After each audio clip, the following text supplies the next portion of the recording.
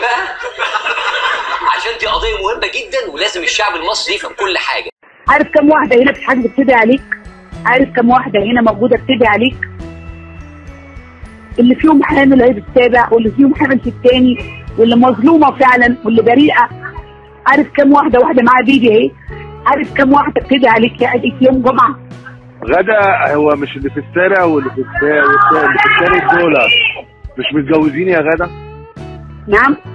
انت ما تعرفيش ان هم مش متجوزين؟ انا يخصني ايه ده؟ انا ربنا وانا ربنا بدخل في نوايا البشر.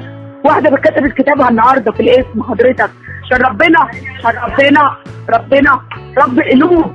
يا اختي يا اختي كملي عيد امك. على راحتك يا غدا، انا قلت اللي عندي لكن كتبت كتابها ما كتبتش كتابها. انا عارف ان انا ما اتكلمتش حتى في الحته ديت عشان يكون في علمك، برغم ان انا عندي المعلومه ان هي حتى ما كانتش متجوزه. سواء انا اتكلم عن نفسي يا عادل، انا ما اتكلمش عن ناس ما اعرفهمش. انا بقول لك كام واحده بتدعي عليك من اول ما دخلت، والناس الحمد لله مستضيفاني ومعامليني الحمد لله من اصغر عسكري للمأمور الحمد لله رب العالمين. برضه الناس ما بيستهدفوش الحمد لله. من اصغر حد، من اول ما جت اسمك تعالى شوف كم الدعاء عليك.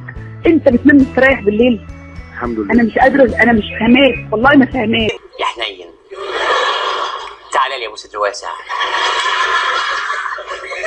على راحتك يا غدا. انا دلوقتي قلت لك حق الرد مكتوب ليكي وعملت اللي عليا.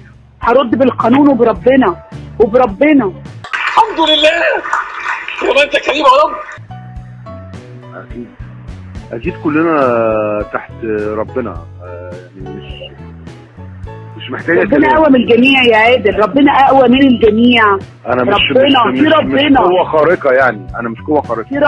في ربنا اكم من جبابره ربنا هدهم. شفتوني وانا انجري اند سكسي؟ ده انا قصدي انا. وانا مصليه الجمعه وقلت ودعيت وقلت يا رب لو انا ظلمت حد في حياتي ولا افتريت على حد ولا اذيت حد ربنا ينتقم مني.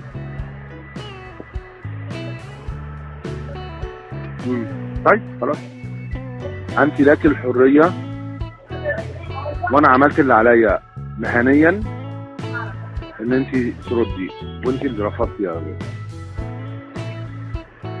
بس وانا ما اعتقدش ان انت هتلاقي حد بيقول لك حق الرد وانت في الظروف دي. لا كتير قوي على فكره، ده انا جالي على فكره صحفيين هنا وقنوات هنا على فكره، ناس محترمه قوي معايا هنا على فكره، جالي ناس كتير قوي.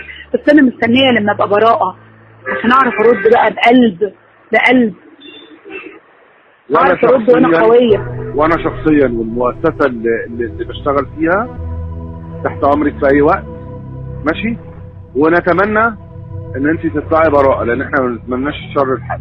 باذن واحد هطلع براءه لان ربنا ما بيرضاش بالظلم، باذن واحد احد. واحنا بنتمنى ليكي الكلام ده ان شاء الله ان شاء الله.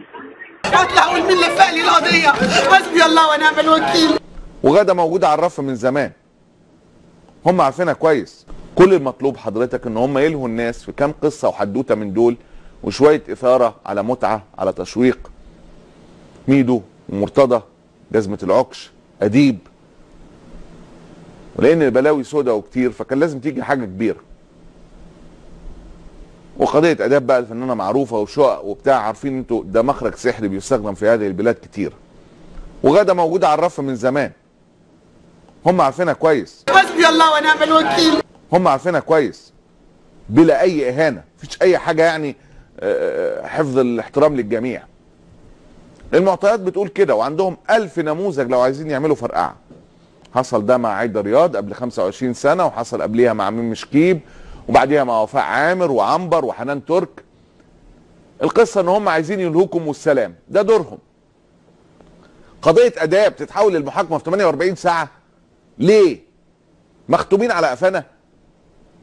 اصل الحاجات ديت لازم نشوف النور يعني عشان نعرف حجمها الحقيقي.